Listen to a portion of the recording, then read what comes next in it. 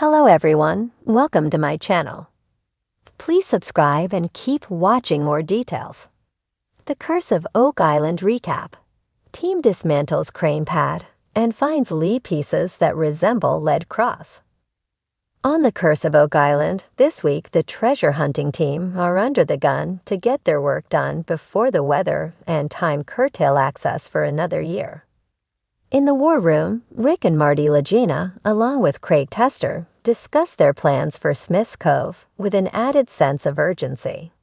They have secured an extension to work on the cofferdom and must decide how to proceed in light of the results of the recent red dye test. The test was designed to locate underground flood tunnels, and Smith's Cove was the only spot where the red dye emerged. The men concur that they need to follow up on this occurrence, but how? They agree to take apart the 6,000 square foot crane pad from below which the dye appeared. Marty notes the team is absolutely running out of time, and also remarks that the usually indefatigable Rick is tired. Rick doesn't argue the point. At the Money Pit area, the S6 exploration continues.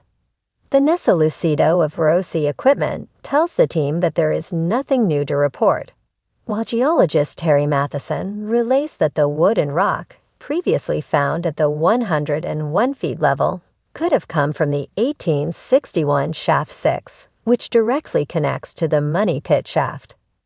The most significant discovery was a piece of hand-cut oak timber, the kind that was reportedly used to construct the Money Pit. In light of this news, Rick tells the team to take any new material to the wash plant, a large-scale sorting plant near Smith's Cove. At the wash plant, crane operator Billy Gerhardt informs Rick that he's found a possible pipe stem, pottery, and bits of glass amongst the Shaft 6 spoils. Rick thinks these finds speak to the fact that humans were in the shaft or in a tunnel associated with the Money Pit. Later, Rick shows these odds and ends to other team members who think that the pottery is similar to that found in Borehole H8, located a mere 10 feet away, where evidence of what was believed to be a purported vault was also found.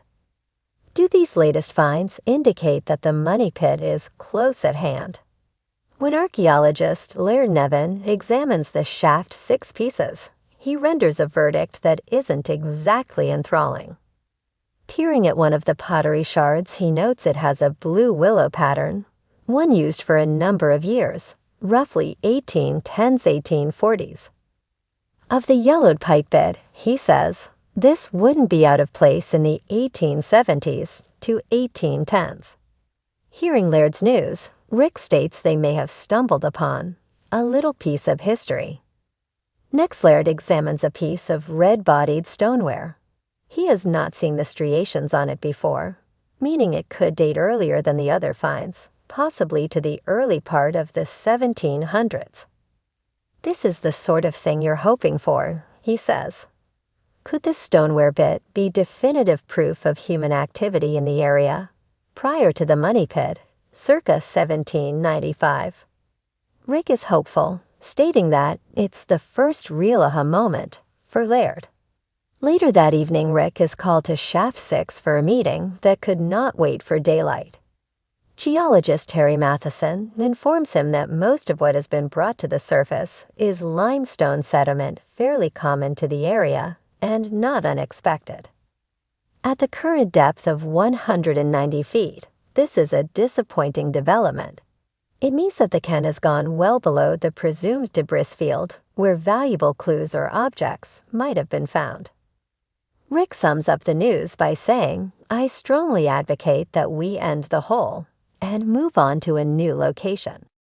We took a swing and certainly didn't hit a home run, adds Marty.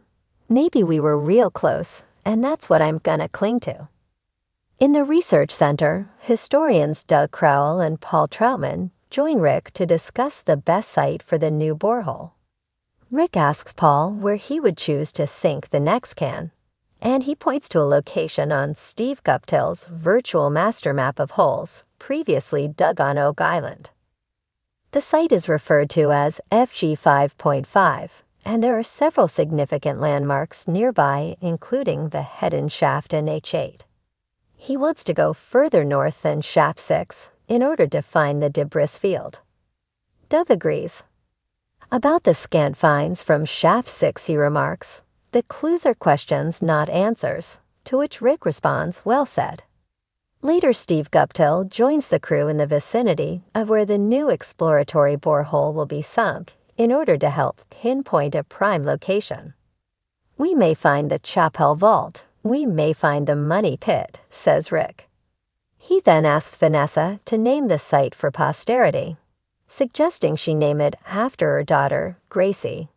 She decides upon GG1 in honor of her child and appears touched by the gesture.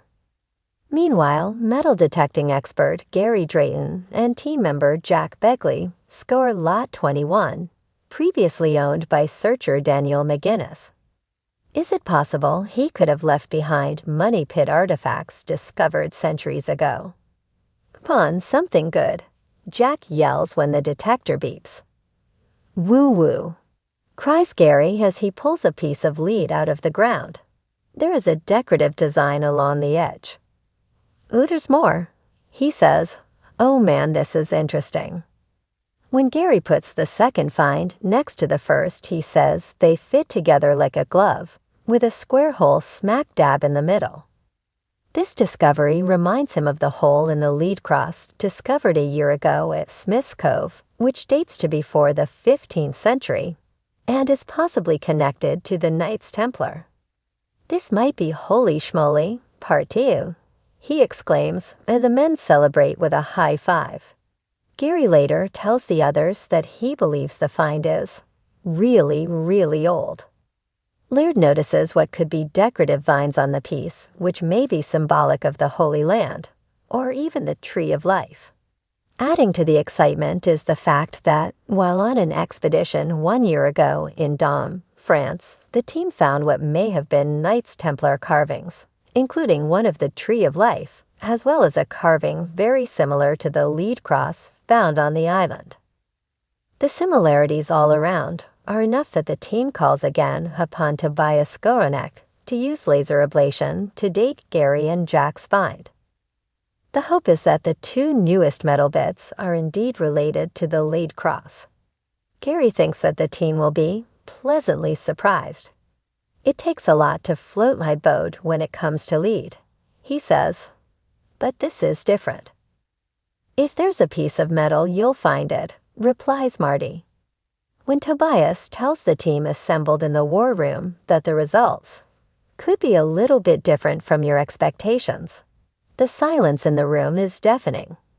He thinks that the find could have been an art object, as it shows evidence of cloisonne, a decorative technique that dates as far back as 13 BC. But the real shocker drops when he reveals that the lead isotopes in the find are identical to those of the lead cross. "Really? Wow," says Rick with tremendous understatement.